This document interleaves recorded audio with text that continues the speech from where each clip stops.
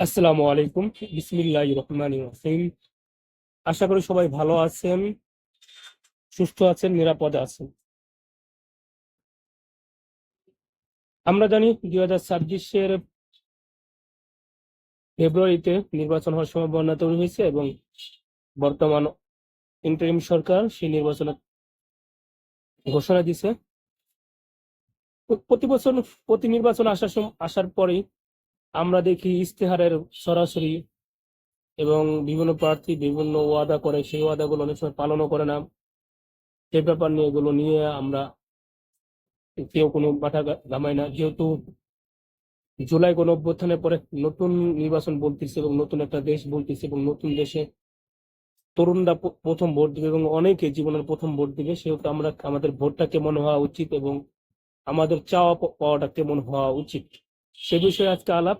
আমি যেহেতু এডুকেশনাল আলাপ করব না, সেটা একদম সাধারণ জনগণের জায়গা থেকে কেমন চাওয়া পাওয়া হতে পারে সেই বিষয়ে কিছুটা বলার চেষ্টা করব। প্রথম কথা হচ্ছিল যে একজন ভোটার হিসেবে বা একজন জনগণ হিসেবে আমার কি চাওয়া থাকতে পারে একজন এমপি প্রার্থীর কাছে বা একজন পার্লামেন্টের সদস্যের কাছে। এটা নিশ্চিত হওয়া, তার কাজ কি রাস্তা বানানো, তার কাজ কি সড়ক বানানো, তার কাজ কি রেল লাইন বানানো, না তার কাজটা কি সেটা আগে নিশ্চিত করে। আমরা যখন একটা মন্ত্রীকে সেই পদে বা সেই জায়গায় পাঠাই, মূলত পাঠাই হচ্ছিল আমার কথা বলার জন্য, আমার নিরাপত্তার কথা বলার জন্য, আমার জীবন মান উন্নয়নের জন্য এমন আইন তৈরি করা এবং এমন আইনের শাসন নিশ্চয়তা করা বা এমন ফ্যাসিলিটিস তৈরি করা যে যেখানে আমার জীবন মান তৈরি হবে, উন্নয়ন হবে এবং আমি পরিবার সহ শান্তিতে থাকতে পারবো। কিন্তু আমরা সবসময় দেখি আমরা প্রার্থীর কাছে কি চাবো সেটাই অনেক সময় আমরা বুঝে উঠতে পারি না। তো সেরকম ভাবে আগে আমার কি চাওয়া, ভোটার হিসেবে আমার কি চাওয়া হতে পারে এই বর্তমান প্রজন্মের কাছে এবং যারা ভোট দিতে দেবেন তাদের কাছে। আপনার এলাকায় যেই এমপি প্রার্থী হোক, তার কাছে মোটা দাগে আপনি চারটে জিনিস চাইতে পারেন। এক হচ্ছিল শিক্ষার মান উন্নয়ন এবং কর্মসংস্থান সৃষ্টি। অর্থাৎ আমাদের যে শিক্ষার মানটা আছে সেই শিক্ষার মানের সাথে বাইরে যে শিক্ষার মানে অনেক তফাৎ। এই যে ব্যবধান, এই ব্যবধানটা ঘোষানো এবং এমন শিক্ষার পদ্ধতি তৈরি করা যে শিক্ষা বাস্তবে আপনার কাজে লাগবে। কারিগরি শিক্ষা হতে পারে, যেগুলো আমরা ইঞ্জিনিয়ারিং শিক্ষা শিক্ষা হতে পারে, যে কোনো শিক্ষা আমরা এমন মান উন্নয়ন করা যেগুলো আপনার বাস্তবে কাজে লাগবে। ব্যাপারটা বুঝতে পারছেন?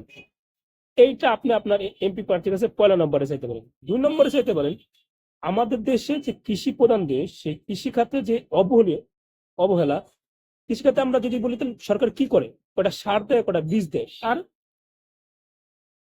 এই যে সারা বিশ্বে যে কৃষি খাতে যে প্রযুক্তিগত যে উন্নয়ন হয়েছে, সে উন্নয়ন তো হয়নি। তো 2য় নম্বরে আপনার চাবেন যে কৃষি খাতে প্রযুক্তির ব্যবহার করতে হবে এবং খাদ্যের নিরাপদ খাদ্য নিশ্চিত করতে হবে।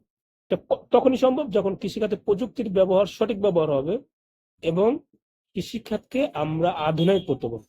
2 নম্বর। 3 নম্বর হচ্ছে হলো আমাদের দেশে নদী যেগুলো যে হারাই গেছে, সেই নদীগুলো পুনরায় দখলমুক্ত করতে হবে, নদীকে খনন করতে হবে এবং নদীর বাঁধটা টেকসই এবং উপযোগী বাঁধ নির্মাণ করতে হবে। প্রতি বছর ব্যাংকে দেবেন, প্রতি বছর আবার ই করবেন তা না। সাস্টেনেবল উপায়ে সাস্টেনেবল উপায়ে উপযোগী উপায়ে আপনি এমন বাঁধ তৈরি করবেন যেটা বহু বছর টিকবে। সেখানে প্রযুক্তির ব্যবহার করা যেতে পারে, সেখানে নতুন নতুন ব্যবস্থা নেওয়া যেতে পারে। 3 নম্বর। 4 নম্বর হচ্ছে কি জনগণের নিরাপত্তা নিশ্চিত করতে হবে এবং জনগণের টেকসই জীবন মান উন্নয়ন করতে হবে। আপনি একজনকে তার বার্ষিক আয়ের উপর ডিপেন্ড না করে তার মানটাকে এমন ভাবে, তার জীবন মানটাকে এমন ভাবে উন্নয়ন করতে হবে সেটা তার জীবনের নিশ্চয়তা, তার জীবনের শান্তি, তার জীবনের যেই টেনশন পেরেশানি এগুলো থাকে। তো ব্যাপারটা হচ্ছিল কি আপনি মোটা দাগে আপনার এমপি প্রার্থী হিসেবে আপনি 4টা জিনিস চাইতে পারবেন। আপনার নাগরিক হিসেবে 4টি জিনিস চাওয়ার একটা ভোটার হিসেবে চাইতে ইচ্ছা প্রকাশ করবেন। এটা আমার দৃষ্টিতে আপনি মোটা দাগে আপনি বলবেন। 1, শিক্ষার মান উন্নয়ন এবং শিক্ষাকে বাস্তবমুখী করা, কর্মসংস্থান তৈরি করা। 2 নম্বর হচ্ছে হলো কি কৃষি খাতে প্রযুক্তির ব্যবহার নিশ্চিত এবং নিরাপদ খাদ্যের নিশ্চিত। 3 নম্বর নদী খাল খনন করা দখলমুক্ত করা এবং টেকসই উপযোগী বাঁধ নির্মাণ করা। 4 নম্বর হচ্ছে আপনি জীবন মান উন্নয়ন কিভাবে টেকসই এবং উপযোগী এবং জনগণের নিরাপত্তা নিশ্চিত। এটা হলো আপনার ভোটার হিসেবে চাওয়া। এখন একজন এমপি যখন এমপির ইস্তেহার দেবে, সেই এমপির ইস্তেহার কেমন হওয়া উচিত তার একটা ধারণা আমরা নিতে পারি। যেহেতু আমরা সাধারণ জনগণ, আমরা সেই উপেক্ষাটা করবো। সে 1 নম্বরে কি করতে পারবে, তার পয়লা দায়িত্ব ছিল স্বচ্ছ এবং জবাবদিহিতা নিশ্চিত করা, স্বচ্ছ এবং স্বচ্ছতা নিশ্চিত করা, তার কাজের স্বচ্ছতা নিশ্চিত করা এবং জবাবদিহিতা নিশ্চিত করা। 1। 2 নম্বর কি হতে পারে, 2 নম্বর হতে পারে অপরাধ এবং দুর্নীতি কমানো। যদি অপরাধ এবং দুর্নীতি যদি কমাতে পারে তাহলে আমার জীবন মানটা অটোমেটিক্যালি উন্নয়ন হয়ে যাবে। 3। প্রবাসীদের কাজের নিরাপত্তা করা এবং কাজের নিশ্চয়তা প্রদান করা একজন সংসদের যে এমপি বা মন্ত্রী থাকবে তার দায়িত্ব, তার স্তরে থাকা উচিত। 4 নম্বর সবচেয়ে ইম্পর্টেন্ট যেটা, সেটা হল শিক্ষা খাতে শিক্ষা, কৃষি এবং প্রযুক্তির 3-এর একটা সমন্বয় করা, যাতে আমাদের পুরো পৃথিবীর সাথে তাল মিলিয়ে আমাদের বাংলাদেশ এমন একটা জীবন মান উন্নয়ন করতে পারে, এমন একটা ব্যবস্থাপনা আনতে পারে যেহেতু আমরা অন্যের উপর নির্ভরশীল না হতে পারি। এই হলো মোটামুটি দাগে আমার মানে একজন এমপি প্রার্থীর কাছে চাওয়া এবং একজন এমপি প্রার্থীর ইস্তেহার কেমন হওয়া উচিত। এই হলো মোটামুটি, এটা বিভিন্ন ফরম্যাটে আসতে পারে, তবে মোটামুটি দাগে এই চাওয়া এবং এই পাওয়াগুলো হওয়া উচিত।